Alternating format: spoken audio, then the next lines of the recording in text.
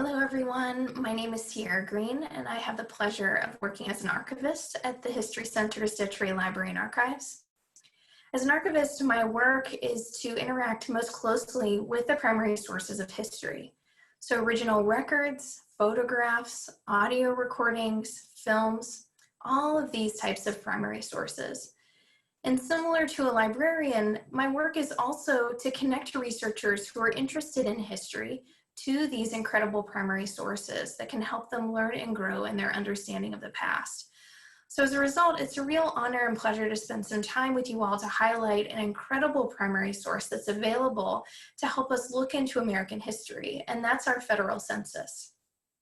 In addition to my work connecting researchers to primary sources, I also have the honor of working regularly with genealogists and members of our local genealogical community in Western Pennsylvania.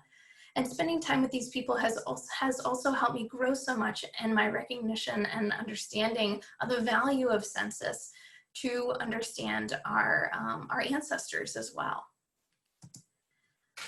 So before diving into specific censuses and specific years throughout our history, I want to help us lay a foundation in our understanding of this incredible resource that can help us glimpse into the past.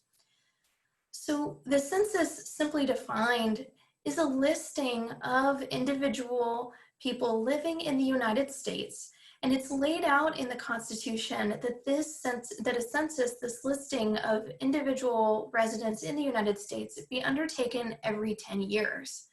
The first census that we have as a nation dates to 1790.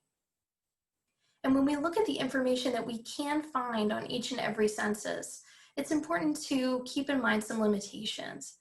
And those are that the information on each census were not necessarily confirmed by an external party. And so what was information that was given by each individual household was written down and not necessarily not confirmed with external documentation.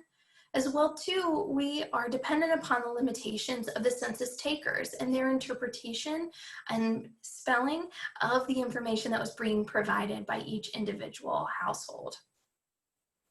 And when we think about the importance and functions of the census historically and also in the present, we want to keep in mind that this detailed information on our population has historically and is still currently being used to determine congressional representation and allocate federal funding, which supports schools, hospitals, infrastructural developments, and other community-based services. Now, our censuses are preserved at the National Archives, which preserve records of our federal government in the present and historically. And when we look at the records that are censuses that are available for research, they span from 1790 to 1940. And that's because after a census is taken, the information is closed for 72 years. So as a result, the 1950 census will be available in 2022. I want us all to dwell and really keep in mind that each census is a reflection of the history that was being unfolded at the time during that decade. And so some questions were added while others were taken away when we look at each census every 10 years. And it'll really reflect too the research opportunities and limitations that are available for each census. Now, although each census is different, for the sake of time, we're not going to go through each and every one individually, but we can group them together in three broad swaths of decades. So within that, of course, we'll be focusing in on just 1790 to 1940 because those are the censuses that are available for research. Okay. So jumping into the first span of time that we'll be covering of these censuses and those that were taken from 1790 to 1840. We're going to explore the key pieces of information that you can learn about each person, looking at really a specific example. But within that, we're going to be touching on what you can learn about an individual's name, their age, their biological sex, employment information, any race information, as well as their citizenship status and where they're located at during the time of the census, as well as individual people's statuses, whether or not they have a disability. So if we home in on this specific example, taken from 1840, we're going to spend some time with Edward Crawford. So there is an arrow towards the bottom of this slide where you can see the listing for Edward Crawford. But before we home in specifically on him, I do want to highlight as well that across the top of each of the census forms, you're going to see columns that are labeled and will tell you specifically what information you're going to find about that household by looking at that top row. So in the case of the 1790 to the 1840 census, what information we can find about where people were living is only so specific. So we don't know specific house numbers or specific streets where an individual household lived. What we do know are specific state as well as town, city, or other locality where they're residing at this time. Now, in the case of Edward Crawford, because of the way that I located this specific census record, I know that he is living in what is known as the South Ward at the time in Pittsburgh in 1840, and this is now part of downtown Pittsburgh. And unfortunately, with the censuses that run from 1790 to 1840, this is about as specific as we can get. Now, homing back in on Edward, what we find in the censuses from 1790 to 1840 is that they are listed specifically by individual head of household. So what does that mean? That means that of that whole household of Edward Crawford's, his name is the only one that is listed associated with that specific household. And when you, if you view across the census record, you see a number of tick marks. And in each of those tick marks accounts for a member of the family.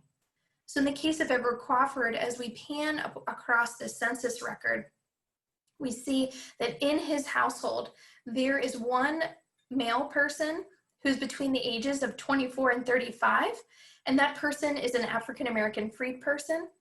Additionally, there is also an African-American freed person that's a woman between the ages of 25 and 34, or 35 as well. But again, we don't know the name of the person who is living with Edward, and we don't know the relationship of the person that was living with Edward as well. So there are real limitations to these early census records. Of course, too, with the age span, we know as well that we don't have a specific age for Edward, nor for the person that is sharing a household with him. So again, that's another limitation of these early census records. Now, I noted that Edward and the person living in his home as well are both freed African Americans. As we look at the census record for this year, we also see that there are designations and different age ranges for freed white people, as well as a designation for enslaved African Americans as well.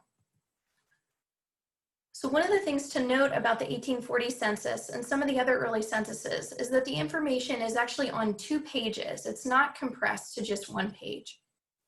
So if we pan over to the next page and again focus in on Edward Crawford, we see that there are, of course, 2 members of his household, as we've already emphasized. Additionally, too, there is some basic employment information. So this employment information first appears in the 1820 census, but here in the 1840 census, we see that a member of Edward's household is engaged in a manufacturing or trade, and then another member is involved in the industry surrounding canals, rivers, and lakes. So in this case, there is a pre-selected array of designated categories of employment, and the census taker ticked off whether or not the members of the household belong to that industry. So it's helpful, but it is limited as far as the type of employment information that you're going to be able to glean from some of these early censuses. Now, the 1840 census also asks households to list people with disabilities using terms that we would today find harmful. In addition to asking households to list family members with visual impairments, intellectual disabilities, as well as hearing impairments, This census also asked households to count any family members within the mental health community who remained with them at home, and those family members who were institutionalized or residing in poor houses, and so were considered to be a public charge at the time. Now, the federal government began to ask households for a count of people with disabilities in their home beginning in the 1830 census. Another piece of interesting history with the early censuses are questions surrounding citizenship. So the census began to ask households to tally any unnaturalized citizens amongst them beginning in 1820. And then they asked for any immigrants, naturalized or otherwise, in 1830 or 1840. Now again, remember, during this period, this would just be a tally. It's not as if individual members of a household would be individually listed by name and would be associated within these citizenship and disability categories, but something to certainly keep in mind. Now, heading forward in time and covering the period of 1850 to 1870, there's some significant changes that are definitely worthwhile to discuss. So beginning in 1850, each individual name of a household is listed. So that's a real positive development as far as individually identifying people that reside in a household. However, there are not listed relationships between the members of a household. And so you do have to make some deductions as to whether or not you believe these people to be related, or if it's in a boarding house setting, or if perhaps a member of the household would be more in the employ as a servant or as an enslaved person. It is something to keep in mind that the relationship is not fleshed out still during this time period, but we do have specific names of household members. We also get more specific in age. So people's specific ages in every given household is listed beginning in 1850. And their employment information gets more specific during this time period as well. So rather than a pre-selected limiting larger categories of employment, specific occupations are listed beginning in 1850. Now, there are also some significant developments as it relates to the documentation of enslaved people. So there was a separate census schedule, so collection of census records that were kept for African-American enslaved people that were recorded in 1850 and 1860. And I have an example of this that was taken in 1850 on the slide. So if we look at the top of the census record, we see that we're looking at Carroll County in Maryland. And when we peruse the side of the census record, we see the name of the slave owner. In this case, we'll look at Levi Shipley. Next to Levi's name, we see an entry with a number of key data points. So this lists each individual enslaved person that labored for Levi Shipley, and it lists their name, or I'm sorry, rather their age, their biological sex, as well as whether they would be categorized as Black or of mixed race. And it does not, incredibly unfortunately, list the individual name of each enslaved person. The cases are very rare in which the name of an enslaved person is listed within these census records. And so it just provides a more detailed accounting of the individual enslaved people that were residing in these different states. However, their individual names, a key piece of their humanity, is not acknowledged within these records.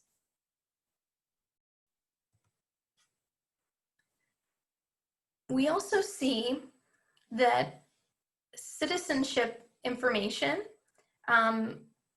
citizenship questions were actually dropped in 1850, and then that is carried through 1870. So throughout this time period, we do not see specific questions surrounding citizenship. We do, however, see the emergence of a question surrounding a country or a state of origin of each individual respondent beginning in 1850. We also see as well that that if in instances where the person is a child of an immigrant mother or father, that information is reported in 1870, but nothing more specific than that at this juncture. In the instance of recording instances of people with disabilities, because in this period people are identified individually, rather than just being tallied at the household level, the category of designating people with disabilities is actually expanded to include homeless people and people in the criminal justice system during this period. And so because each individual person is identified and has their own line on the census record, they are identified if the family reports that they do have a disability, or in this case, are they considered to be homeless, or are they within the criminal justice system? Now, during this time period, we see the emergence of information that or questions that try to get at the schooling and literacy of people living in the United States. And this starts in 1850 and continues on in succeeding censuses. An interesting phenomenon as well, as far as questions during this time period, emerges in the 1870 census, and it surrounds voting. So with the ratification of the 15th Amendment in 1870, there was included on the census a question as to whether or not a male person was denied the right to vote. And this correlates to the 15th Amendment, which stated that a man could not be denied the right to vote based on race, color, or previous condition of servitude. And at the time, the right to vote was conferred to all men 21 years of age and older. So this only appears on the 1870 census and is directly tied to the 15th Amendment. Now, there's some really exciting developments when we progress in time to 1880. And I'm again going to use an example, in this case from my own family history, to explore some of these changes when we progress from 1880 onward. So we're looking at a copy of the 1940 census, so the most recent census that we have access to. Now, during this period of 1880 to 1940, we get a lot more specific as far as the locality that's associated with each household. So beginning in 1880, we see the name of the street as well as house numbers emerge and are listed with each household, but we only see this with cities. And then beginning in the 1900 census, we do see that level of detail for all households.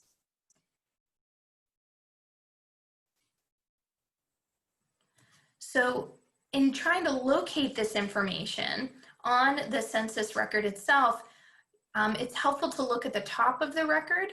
And in this instance, we see that this census record is tied to the state of Pennsylvania, and to Mercer County within that, and then to Sharpsville within that, which is where my grandmother grew up. And then if you look across if you look at the edge of the census record, you'll be able to see in writing the specific street that is associated with this census record. And then we're going to home in a little bit on my family to explore the rest of what these censuses have to offer. So we see the names of this particular family. So Gloria at the bottom is my grandmother, and her surname is Tumalo. So we can see that at the top of the record. We see at the time that she's 6 years old when the census is taken in 1940. And we see an exciting development that first appears in 1880, which is a fleshing out of the relationships of the members of a household. So in this case, we see that Morrow is the head of the household, and that he has 2 children, a son Donald and a daughter Gloria, again, my grandmother. And we also see, beginning in 1880, documentation of marriage statuses of people who were completing the census. And so when we look at this record of Morrow, it's pretty conspicuous that there's not a mother. And when we look at his marital status, we see a WD, which stands for widowed. So his wife had passed away and he is raising his two children on his own. And then beginning in 1910, or in 1910 rather, the number of years married is also reported, which is very helpful for genealogists in particular who are interested in tracing marriages and documenting those moments within their family tree. We also see an instance of documentation of schooling. So in the case of 1940, it elicits from people who were responding to the census the highest grade that they had completed. So when we look at my family, my great-grandfather Morrow had gone through the 8th grade, as well as my great-uncle Donald. At this time in 1940, he's completed the 8th grade, and my grandmother at age 6 doesn't have much to her name, but I can testify to the fact that she did complete high school. And we also see a continuation of citizenship information being elicited from respondents to the census. So in the case of this 1940 census, when we look at Morrow's entry, we learn that he was born in Italy, and that there is a designation of what looks like an NO, but when you look closer, it's actually an NA, and that stands for the fact that he was a naturalized citizen. Now, there's incredibly rich information about immigration and naturalization information when you look at the census records during this time period of 1880 to 1940. And the richest really begins in 1900 and runs through 1930.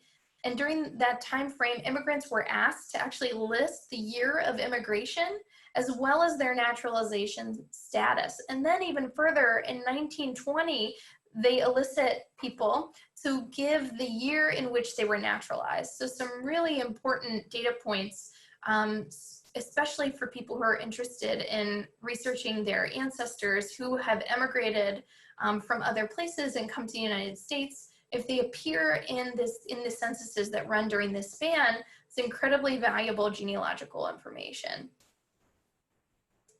And these citizenship questions can, in one form or another, continue through the 1940 census, as we see in the case of my great-grandfather, who came from Italy and is a naturalized citizen. There are also some other locality-oriented information within the 1940 census that is fairly unique. So there's a question that asks, in 1935, what residence did the respondents of the census live? And if it's the same residence, you could just, the census taker just wrote the same. But if it was a different location, then the respondents were asked to disclose that former residence 5 years ago. So in this case, I know that as of 5 years ago, my grandmother and her father and her brother lived in the same home. Now, given that the 1940 census was taken in the aftermath of the Great Depression, people were asked many more pointed questions about their employment status. And when we look at the 1940 census, I learned some really interesting pieces of information about my great-grandfather's economic status. So I see that he is employed as an electric worker, and that jives with our own family knowledge of him being employed with Westinghouse. And I look too and learned that he was employed full-time, in that he lists that he was working 52 weeks of the previous year, 1939. And he's also asked to report his salary, and he discloses that at $2,000 for the previous year.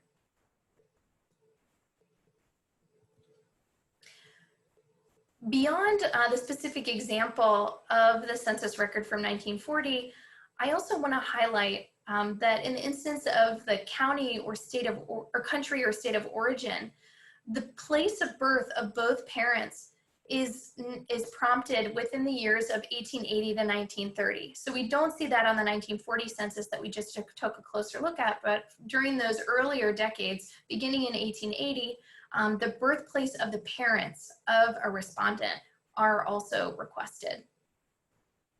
And we also see questions, again, surrounding a person's identity as a disabled person. So in 1880, the census asks each household to identify any members with visual impairments, intellectual disabilities, as well as hearing impairments. And the census also asked households to identify family members within the mental health community and with physical disabilities. Also unique to the 1880 census, there's an open-ended field where the census taker is prompted to list any ailment that precludes a household member from working. And there can be a certain measure of specificity as far as the particular illness and that being, if it's so disclosed. These questions surrounding someone's identity as a disabled person actually cease in the 1900 census. And then in the 1910 census, households are asked to identify members who A, have visual impairment in both eyes, or B, have hearing impairment and an intellectual disability. These questions are left off from 1920 to 1940. Now, language also emerges as an interesting prompt for respondents to complete. And beginning in 1900, the census asks if a person can speak English. And then the question evolves to listing a specific language spoken in the 1910 census, and then both of these questions are asked in 1920 and 1930. It's also prompted from respondents beginning in 1900 as to whether or not they rent or own the household in which they live.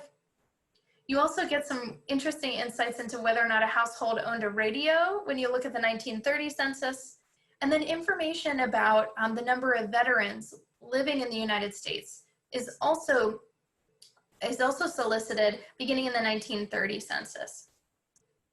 It's also important to highlight the unfortunate fact that the 1890 census was largely destroyed by a fire that took place in 1921.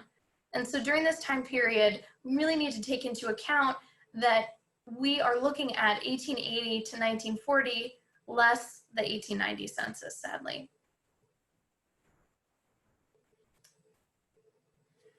Now that we know so much more about what each census has to offer, we want to strategize and talk a little bit about what it looks like to access and use these historic census records.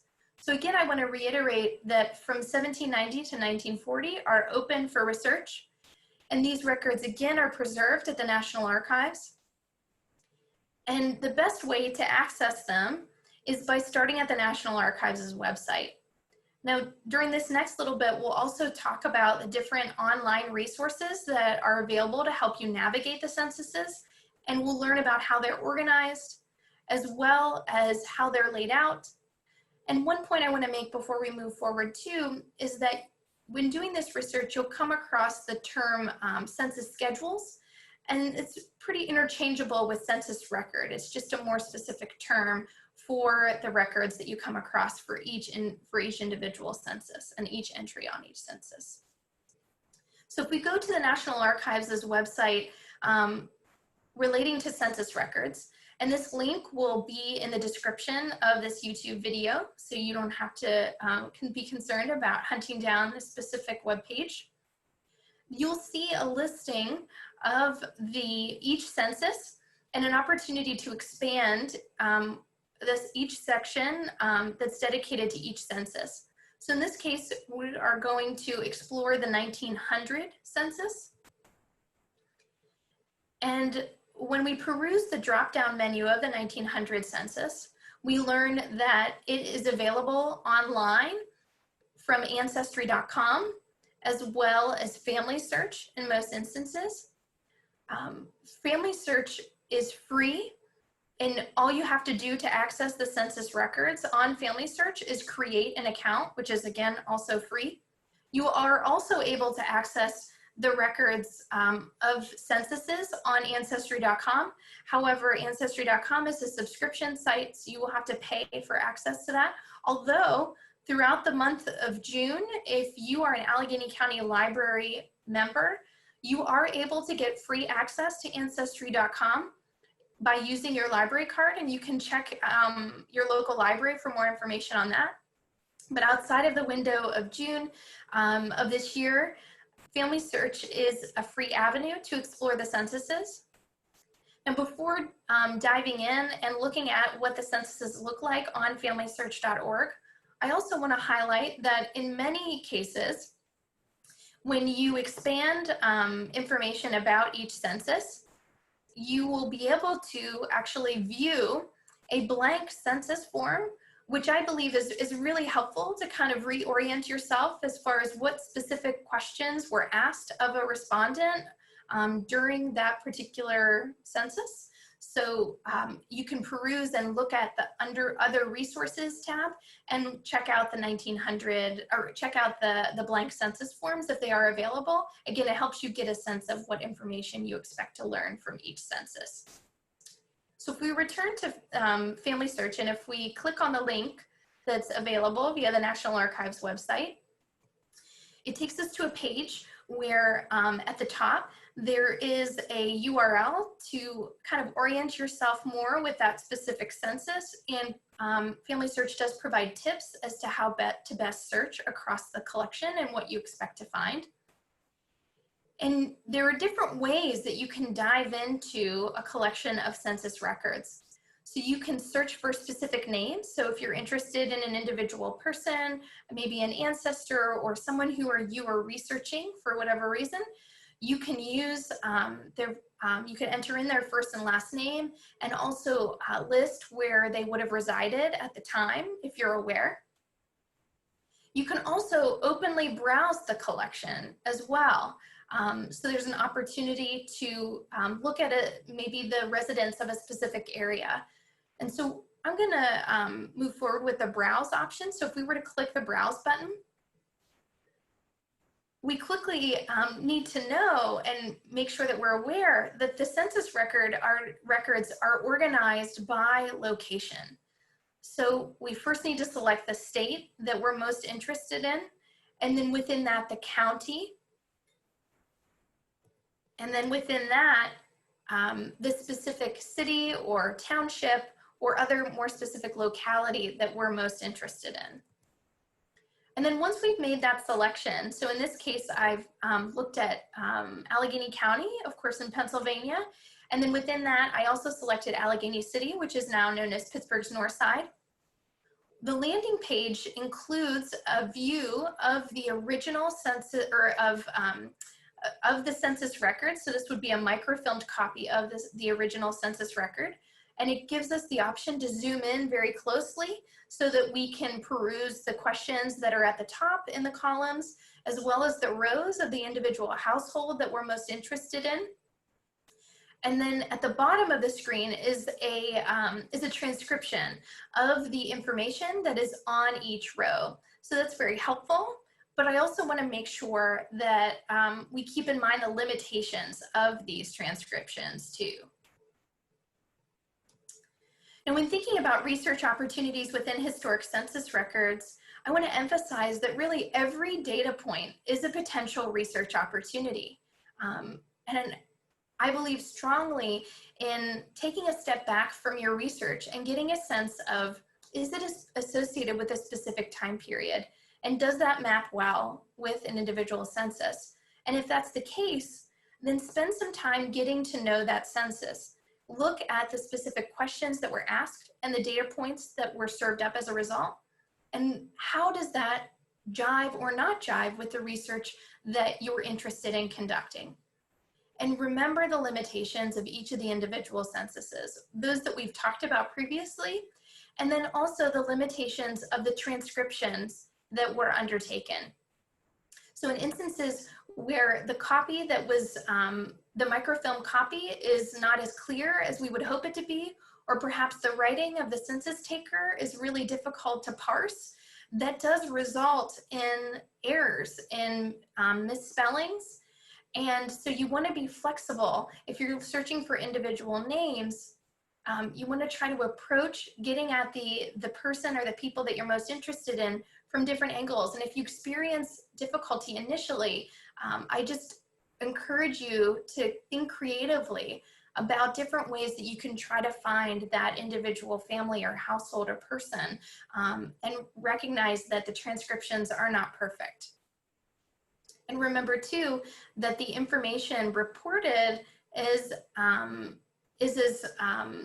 good as the information that was given and taken down. And so again, there are limitations there as well.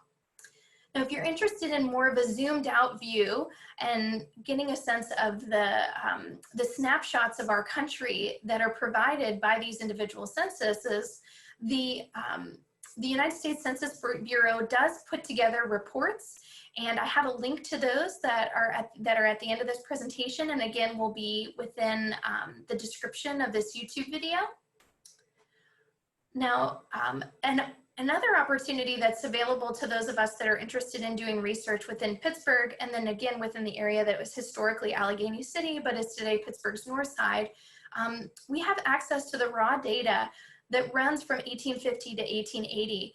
And this work of creating this cache of data that encapsulates the residents of Pittsburgh and Allegheny City that were included in the census during this time span was undertaken by Dr. Larry Glasgow of the University of Pittsburgh. And this data is available for download for free from the Historic Pittsburgh website. And again, the link for that will be at the end of this presentation and will also be within the description of this YouTube video. So here are some of the additional resources that I would recommend checking out, a number of which I've already highlighted, but I want to ensure that, again, articulate that it will be available within the description of this YouTube video. I'm excited too for you all to hear from some of my colleagues as far as some of the creative ways that you can utilize the census to learn more about the individual residents of our country over time. And I also want to emphasize the fact that you count too, and you have a role in adding to this history of our census. We are, of course, in a census year, and I would really encourage you all to fill out the census by either visiting my2020census.gov to complete the census online, or call 844-330-2020. It's really important to remember that local government, foundations, businesses, educators, and others rely on census information in the present to make important decisions about local policies, funding distributions, where to start businesses, and more. The participation of every resident in the census will help make sure that our region receives the federal funds that it needs to serve everyone equitably. It's the goal to make 100% of our residents, to make sure 100% of our residents are counted. So again, to do your part, visit my2020census.gov to complete your census online, or call 844-330-2020. Thank you so much, and I wish you the best of health and safety.